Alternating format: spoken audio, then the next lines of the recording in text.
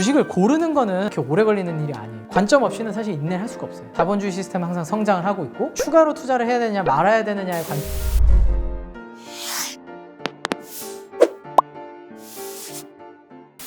안녕하세요. 궁금증을 풀어주는 소통공간 궁풀소 11편으로 돌아온 국내운용본부의 피터입니다. 많은 분들이 또 저희 유튜브와 SNS 채널에 댓글을 남겨주셨는데요. 댓글 중 몇 개의 질문을 뽑아서 대답을 하면서 또 소통하는 시간을 가져보려고 합니다. 그리고 여러분들이 앞으로 아셔야 할 것은 궁풀소는 제가 앞으로 전담해서 진행하게 되었기 때문에 최대한 제가 아는 범위 내에서 설명드리고 또 저희 회사가 가지고 있는 관점들을 전달드릴 수 있도록 노력하겠습니다. 그럼 첫 번째 질문입니다. 온라인 홈페이지로 홍주영님께서 문의를 주신 겁니다. S플러스 글로벌 리츠투게더 펀드 전망에 대해서 궁금합니다. 적립식으로 매달 10만 원씩 넣고 싶은데 지금 펀드에 들기에 적절한지 궁금합니다. 저희가 홈페이지에 답변을 드리긴 했습니다. 제 관점에서 조금 더 쉽게 이해되실 수 있도록 풀어서 설명을 드리고자 합니다. 일단은 글로벌 리츠투게더 펀드 같은 경우는 전 세계 비즈니스 모델이 가장 강건한 1등 기업에 투자하고 있고요. 미국 비중이 높기는 하지만 혁신과 소비의 두 가지 방점을 찍고 저희가 글로벌하게 가장 좋은 기업들에 투자를 하고 있습니다. 여기서 홍주영님께서 말씀해 주신 것처럼 적립식으로 매달 10만 원씩 넣고 계시다라는 표현을 봤을 때는 장기적인 그림을 보면서 투자하는 것에 대해서 생각하고 계시다고 생각이 드는데요. 사실은 저희가 뭐 시장의 단기적인 전망을 하는 스타일도 아니긴 하지만 장기적인 관점에서 봤을 때는 시장의 전망보다는 개인의 자산 구성에서의 비중이 훨씬 더 중요합니다. 질문 올려주신 주영님께서 혹시나 지금 굉장히 많은 비중을 주식 자산으로 가지고 있다. 전체 자산, 부동산까지 뭐 포함할 수 있겠죠. 여기서 추가로 투자를 해야 되느냐 말아야 되느냐의 관점이라면 다소 뭐 고민하실 수 있습니다. 단기적인 전망이나 중기적인 전망은. 근데 지금 말씀해 주신 적립식 매달 한 10만 원 정도씩의 돈이라고 한다면 사실은 장기적으로 자본주의 시스템, 그야말로 시장에 노출한다라는 개념이기 때문에 이 정도의 비중이라면 사실 그런 관점보다는 이 자금의 목적성에 좀 더 맞추는 게 좋다라고 저는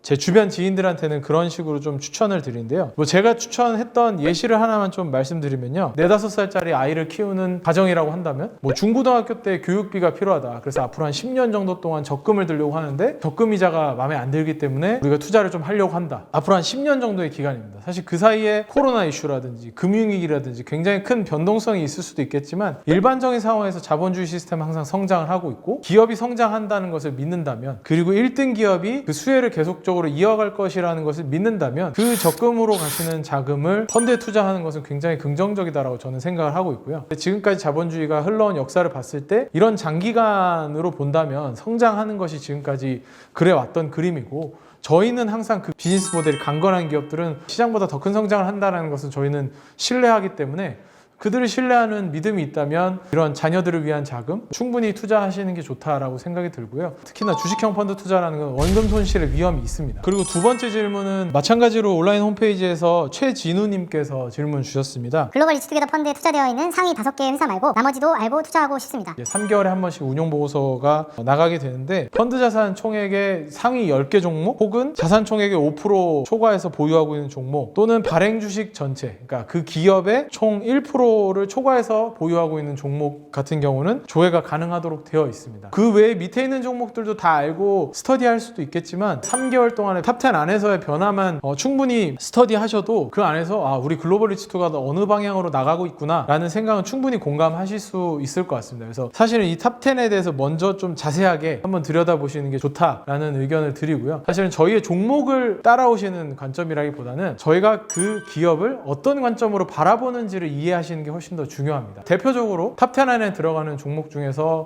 애플 같은 기업, 시가총액이 가장 큰 기업이기도 한데 그 기업을 봤던 관점을 좀 설명을 드리면 2016년 이전까지는 스마트폰 시장이 하드웨어 중심으로 굉장히 성장을 해왔고 그 이후에 스마트폰 시장에서 앱스토어를 중심으로 한 지속적인 매출이 가능한 비즈니스 모델로 바뀌어왔습니다. 그러면 우리는 소비자가 떠날 수 없는 기업 관점에서 바라보고 투자한 것입니다. 근데 그거를 전혀 이해하지 못한 상태에서 글로벌 리츠투게더 펀드에 가장 많은 게 애플이네? 그냥 애플이 좋네? 라고 생각을 하신다면 아이폰 판매량이 바뀔 때마다 불안해서 투자 기간을 저희랑 동일하게 가져가실 수가 없습니다. 그러니까 사실은 이런 관점을 어떻게 가지고 있느냐가 굉장히 중요하기 때문에 탑10 종목을 보면서 이런 변화가 왜 나타났는지를 한번 이해해 보시면 훨씬 더 장기적으로 함께 인내하며 가실 수 있다라고 말씀드릴 수 있을 것 같습니다.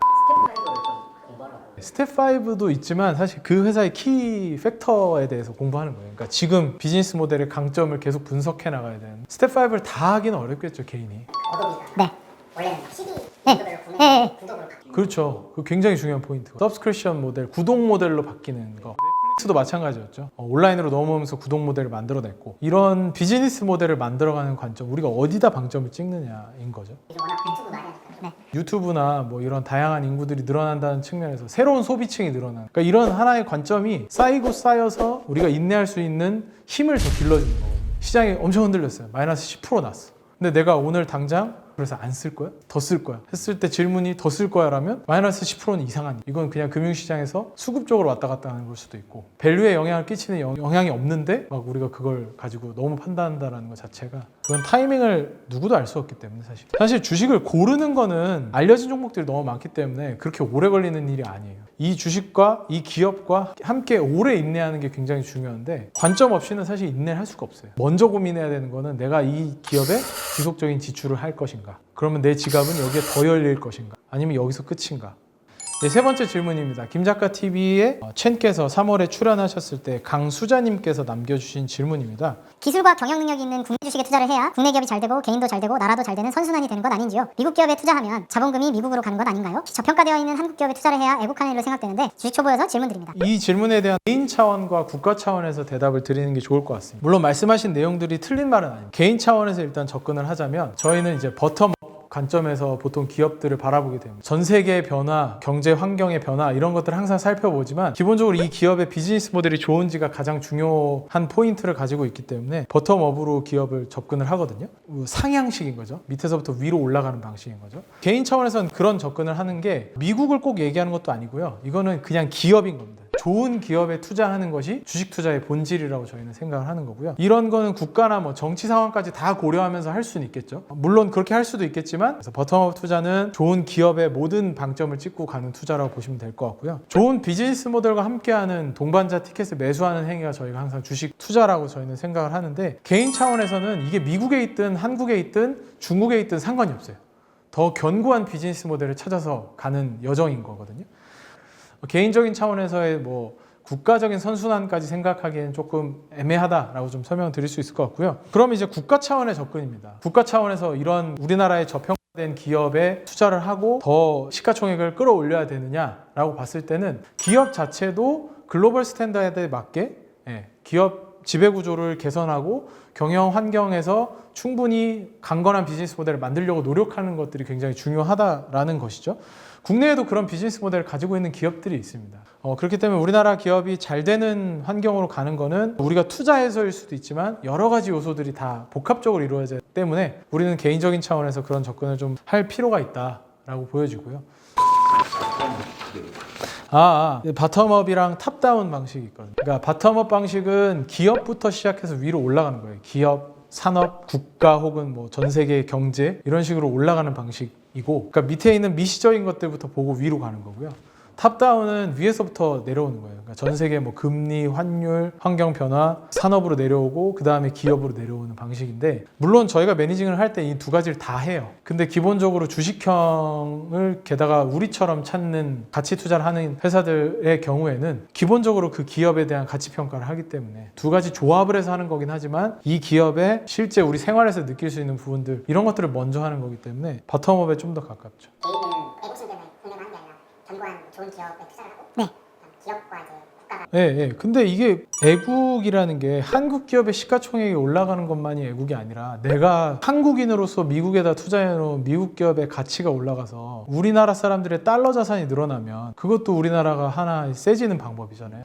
미국에 좋은 기업들이 있고 해외에 좋은 기업들이 있으니까 자꾸 막 해외에만 투자를 하고 우리나라 기업들에 투자 안 하려는 성향이 강해지고 우리나라 기업들은 점점 뭐 좀비화가 된다거나 이러면 국가적인 문제가 되겠죠. 이런 부분들은 사실 개인이 풀 수 있는 문제는 아니잖아요. 오늘은 세 가지 질문에 대해서 좀 답을 드려봤는데요. 다양한 곳에서 댓글을 남겨주시고 저희가 그거에 대해서 잘 뽑아서 소통할 수 있도록 저희가 노력을 하도록 하겠습니다. 감사합니다.